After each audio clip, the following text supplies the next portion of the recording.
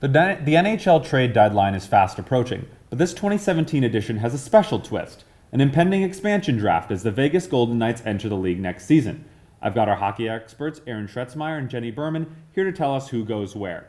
So, what do you think that the looming expansion deadline is going to do with teams' approaches for this trade deadline?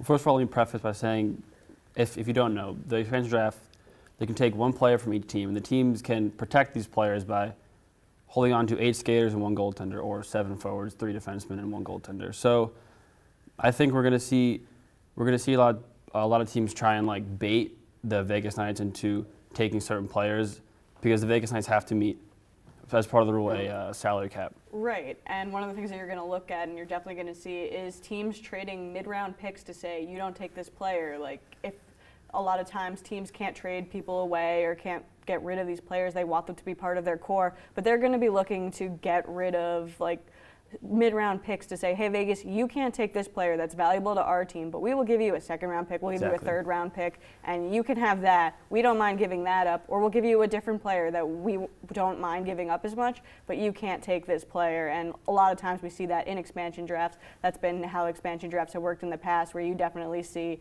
these players just not get taken because of these deals that get made.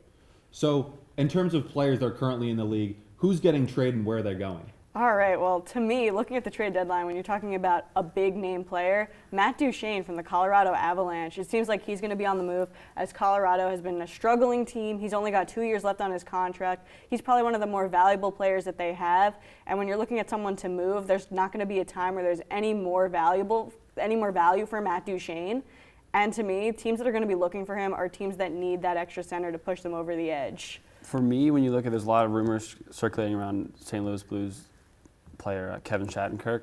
Mm-hmm. You look at, because he's a New York native and he wants to stay on the East Coast. So there's teams looking at him, the Canadians and the Leafs. You look at the Leafs; they're at one point on the wild card spot. If they could secure him before the trade deadline, that would throw their chances to me that makes Kevin Shattenkirk possibly not on the move is the fact that the Blues are in the playoff race. They're going to need a top defenseman like Shattenkirk, whereas with the Avalanche, where they're so far out, they're trying to get the first overall pick. They're rolling for Nolan, as people like to say. Nolan Patrick, the presumed #1 pick, is supposed to be a really good player, so they're going to want to get rid of as many good players as they can to make sure that their team is just really awful to make room for this player. Yeah, the Avs are definitely trying to get that #1 spot because they're bottom of the barrel right now. Yeah, that Avalanche team is absolutely horrendous.